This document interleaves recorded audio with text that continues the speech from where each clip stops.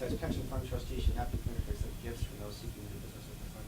Are there any restrictions now, any evidence of gifts that are being given? That's just general language that was borrowed from the Illinois State Gift Ban Act, and I can't tell you that there are specific instances that we've been able to identify, but it probably is a good idea with respect to protecting the beneficiaries of the pension fund, as well as protecting the trustees themselves, not to have at least an appearance of any kind of conflict, or to make sure that there's a certain amount of integrity in the relationship between the trustees and the job that they're doing, that we deem that it was probably important to have that language in there.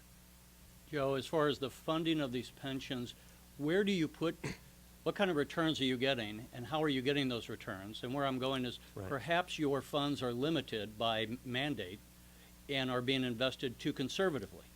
Is that an issue? Has anyone looked at maybe you'd get a higher rate of return and that would bring the level of your funding up? Is that an option? Well, the problem with trying to get a higher rate of return is it becomes somewhat theoretical, because you may intend to get a higher rate of return, but you may actually get a lower rate of return.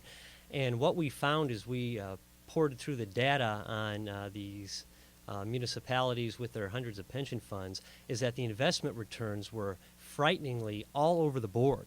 You had some that were, and the general assumption is they're going to make about 7%.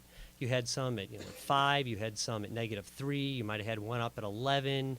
They're really all over the board, and I think what we're really asking these pension fund trustees to do, and we have to remember these pension trustee boards are made up of 5 people, both police and fire. There are 2 mayoral appointees, there are 2 union appointees, and then there's a retiree. So the unions typically control these pension funds, and they're the ones that are oftentimes making these decisions about investments. And of course, as we know, it's just with human nature, you have varying degrees of expertise. Some people may be particularly good at making investment returns. Other people are very amateur and novice. And I think that's why, one of the reasons why we're seeing these investment returns fluctuate all over the board.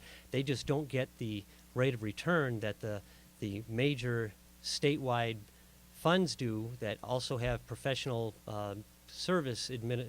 professional administration, professional services provided to make sure that they do get good returns. We do have a separate bill out there, and I apologize